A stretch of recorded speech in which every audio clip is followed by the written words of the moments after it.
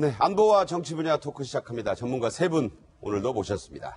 이수일 변호사, 박상원 공간과 미디어 연구소장, 최진봉 성공회대 교수 나오셨습니다. 어서 오세요. 네, 어서 오십시오.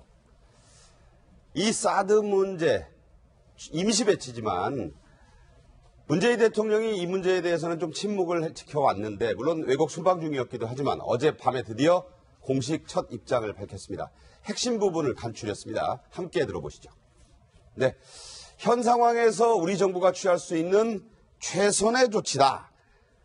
네, 안보 상황이 과거 어느 때보다도 엄중해진 상황에서 정부는 한반도의 전쟁을 막고 국민의 생명과 안전을 지키고자 사드의 임시 배치를 더는 미룰 수 없다는 결론에 도달했다. 그러면서 국민 여러분들의 양해를 좀 구한다 이런 표현을 썼어요. 예, 아마 어제 이제 청와대나 문재인 대통령 입장에서는 본인의 지지층들이 반발하고 있지 않습니까? 특히 성주 주민들 같은 경우에는 엄청나게 지금 상실감에 빠져 있는 상황이고 또 핵심 지지층이라 할 수 있는 분들 중에 이제 사드를 반대했던 분들이 있는 상황에서 본인이 사드를 배치할 수밖에 없었던 불가피성에 대해서 얘기를 하신 것 같고요. 네. 그분들이 어쨌든 그 상실된 마음을 좀 어루만져주고 보듬어줘야 될 상황이 되지 않겠습니까? 네. 그런 상황에서 대통령이 좀 진심 어리게 어쩔 수 없이 지금 김정은의 저런 도발적인 행위 자체가 계속되고 있는 상황에서 우리 국가의 안보를 위해서는 불가피하게 사드를 배치할 수밖에 없었다고 하는 것을 적극적으로 알리기 위해서 늦은 밤에 아마 문자나 서류를 통해서 전달한 걸로 알려지고 있습니다. 예. 네, 지금 보면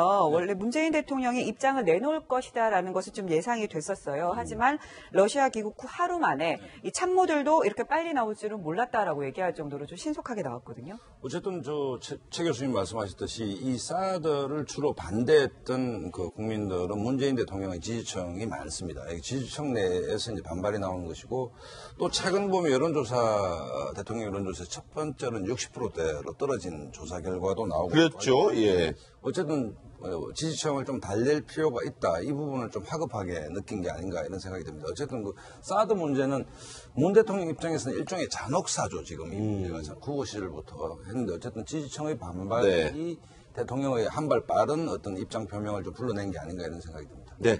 자, 이러면서 당혹스러워진 쪽은 여당인 민주당도 마찬가지인데요.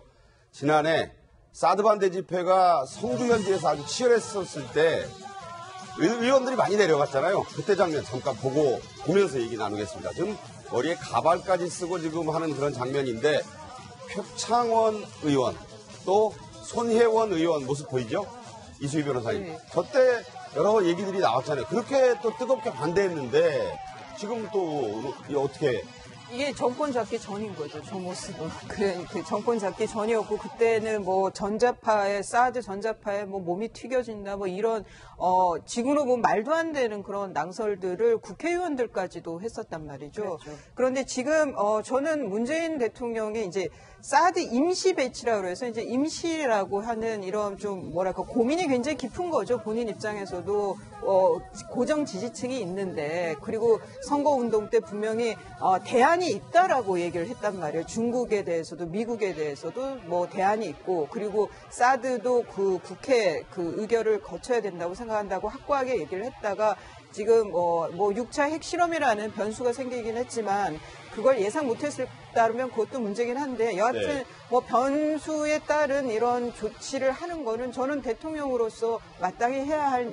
일을 했다라고 생각하고 다만 그 배치를 하는 데 있어서 이제 반대하는 집회 시위에서 다친 사람들이 나오면서 이번 정권에서 보여준 소통이라든가 이런 이미지하고는 좀 많이 배치되는 모습이 보였던 거죠. 근데 저는 이것도 정권을 잡은 여당과 정권을 잡은 입장의 그 세력 위정자들이 거쳐야 하는 그런 진통이라고 생각이 듭니다. 네.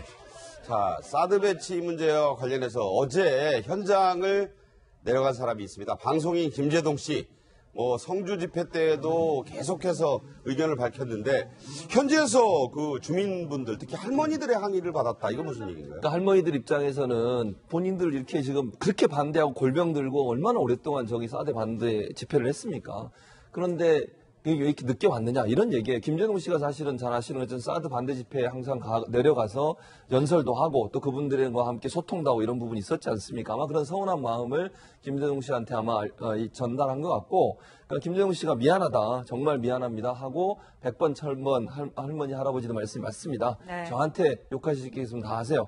근데 저거는 이제 저 모습을 보면 저는 그런 생각을 했어요. 김재동 씨가 그 할아버지 할머님들이 느끼시는 상실감을 좀 보듬어주기 위해서 간 게 아닌가 하는 생각은 들어요. 저 말만 보면 뭐 본인이 사드 배치에 대해서 비판하고 이런 입장은 아닌 것 같고요. 저는 개인적으로 판단할 때. 그러나 이제 할아버지 할머니들이 얼마나 고통스럽겠습니까? 본인들이 그렇게 오랫동안 반대를 했었는데 결국엔 사드가 배치가 되고 임시 배치라고 하지만 제가 볼 때는 저게 결국은 계속 가지 않겠습니까? 저걸 네. 다시 반환하고 이럴 수는 없는 상황인가 되는 거니까. 그래서 아마 성주에 오랫동안 인연이 있는 분들을 향해서 정부를 대신해서 본인이 가서 어떤 형태로든 좀 보듬어주려는 의도가 있지 않았나 하는 생각이 듭니다. 네, 김재동 씨 작년에 성주 궁청에서 열린 촛불 집회에서는 이런 얘기를 했습니다. 한번 들어보시죠. 여기 주민등록증이 성주로 되어 있지 않은 사람은 모두 외부 세력이다라고 이야기하면 대통령도 여기 주민등록이 성주로 되어 있지 않고 국무총리도 여기 주민등록이 성주로 되어 있지 않고 국방부 장관도 여기 주민등록증이 성주로 되어 있지 않다면 그들이 외부 세력이다. 그런데 진짜 외부 세력은 무엇이냐? 사드는 주민등록증이 대한민국으로 되어 있지 않습니다. 그래서 지금 현재 성주에서 외부 세력이라고 이야기할 수 있는 것은 오로지 사드 하나밖에 없습니다. 저렇게까지 얘기를 했었거든요. 그러니까 뭐 아까 처음에 말씀드렸듯이 사드를 가장 격렬하게 반대했던 국민층들이 사실 문재인 대통령의 핵심 지지층이라고 볼 수가 있는 것이고 김재동 씨도 뭐 셀럽 중에 한 분인데 정치적 스탠스는 문 대통령과 거의 같았죠. 뭐 그렇다고 본다면 어쨌든 불가피하게 사드가 이제 배치된 상황에서 문재인 대통령의 지지층들이 실망할 수밖에 없는 것이고, 네. 그다음에 지금 김재동 씨도 대표적으로 이제 사드를 반대한 연설을 지금 하고 있는 장면을 보고 있는데, 네. 그렇다고 본다면 문 지지층을 달래야 되지 않겠습니까? 달랠 수밖에 없다면 김재동 씨가 내려가서 다시 또 뭐 비판할 것은 나한테 좀 다 해달라고 하는데 사드 배치에 대해서 왜 김재동 씨한테 비판을 해야 되는지 네. 잘 이해가 안 갑니다만 어쨌든 지지층을 좀 다독거릴 필요가 좀 절박하지 않나 이런 생각이 듭니다. 네, 근데 저는 그런 생각이 들더라고요. 이 김재동 씨 같은 경우에는 어쨌든 달리려고 내려가지 않았습니까? 그런데 민주당 의원들 같은 경우에는 그 정권을 잡기 전에는 내려갔었지만 정권을 잡은 후에는 내려가서 뭐 달랜다든가 뭐 좀 성주 시민들을 좀 설득을 하는 그런 노력을 했어야 하지 않나 이런 생각이 들어요. 이제 그 위치의 차이인 것 같습니다. 그러니까 국회의원들은 책임을 져줘야 하는 위치이고 어떤 말들이 다 이게 그 무게감이 있는 거잖아요. 책임이 따르지만 김재동 씨의 경우에는 그거는 아니고 그야말로 말 들어주고 또 거기에 대해서 뭐 그 좀 뭐라 그럴까요? 책임을 안 져도 되지만 뭐 이렇게 감정적으로 공감만 해줘도 되는 그런 위치의 차이 때문에 김재동 씨는 그래도 부담 없이 내려갈 수 있지만 여당 국회의원들은 그런 면에서는 내려가기 어려운 상황이 아니나 이런 생각이 드네요. 자, 이럴 때에 중국에서 지금 우리는 유통업체 뭐 철수할 수밖에 없고 철수 중이다. 피해가 뭐 조 단위로 난다 이러는데 관영 대표적인 매체들에서는 그야말로 막말 보도를 쏟아내고 있습니다. 자, 소개를 해드리면 한미의 사드 배치는 뭐 자기중심주의적 행동 여기까지는 좋아요. 그런데 한국 보수 세력이 김치를 먹고 바보가 된 게 아닌가. 저게 인민일보의 자매지고 사실상 입장을 대변한다는 환구시보가 한 그런 보도입니다. 내용이 아주 격이 없어요. 자, 보시면 악성 종양이 될 것이다. 또 북한과 다를 바 없다. 이거 막말에 뭐 이게 도가 지나칩니다.